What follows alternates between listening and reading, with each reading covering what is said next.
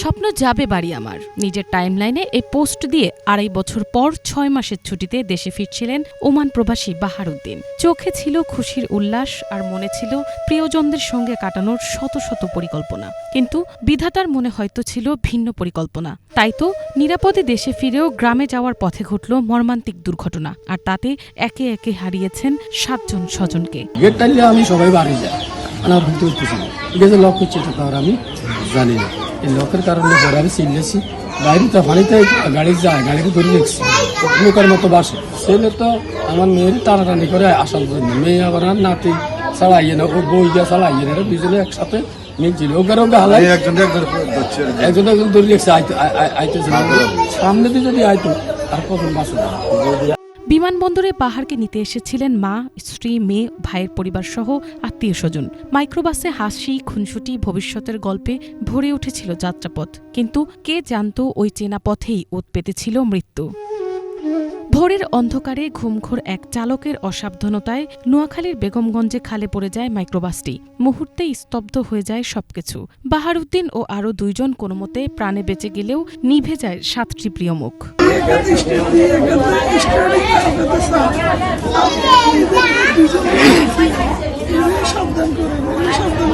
রাস্তার উপর কিছু নেই, খালি রাস্তা। এই বাস গাড়ি চালাইলে কোনো সমস্যা নেই। কি করছে ছিল ৮০, ১০০+, ১০০ উপরে। লক্ষ্মীপুরের চৌপল্লী গ্রামের ছোট উঠোনে একসাথে সারি সারি ৭টি কফিন। বাতাসে শুধু কান্না নয়, নীরব চিৎকার। এই যন্ত্রণা শব্দ দিয়ে বোঝানো যায় না। যে পরিবারকে বুকে জড়িয়ে ধরে ফেরার জন্য দিন গুনছিলেন বাহার, সেই পরিবারই আজ শুয়ে আছে কবরে। পারিবারিক কবরস্থানে এক সারিতে ২টি কবর, পাশে ৪টি, যেখানে শুয়ে আছেন বাহারের অতি আপনজনেরা। গ্রামের মানুষ এমন হৃদয় বিদারক দৃশ্য আগে দেখেনি। এক পরিবারের ৭টি প্রাণ একসাথে হারানোর শোক ছড়িয়ে পড়েছে পুরো এলাকায়। মনির এদিকে আসে, তখনও ড্রাইভারের চোখে ঘুম, বারবার ড্রাইভার এদিকে গাড়ি কাটাকাটি করে। তখন গাড়িতে ছিল যে মুরবি, এটা বাহারের শ্বশুর, উনি বারবার বলে, ড্রাইভার আপনার গাড়িটা একটু ব্রেক করেন, আপনার পাশাটা দাঁড়ান, আপনার ঘুম চোখে আপনি একটু রেস্টে থাকেন, আপনি মনে অবস্থা গাড়ি যাইতে। তারপর উনি জোর করে গাড়ি নিয়ে আসেন।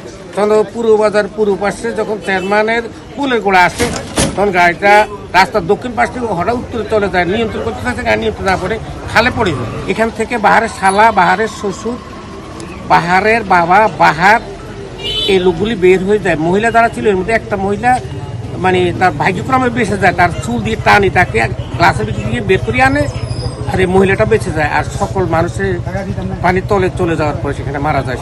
শোক আর স্তব্ধতায় আচ্ছন্ন হয়ে আছে বাহারের বাবাসহ চৌপল্লীর পুরো জনপদ।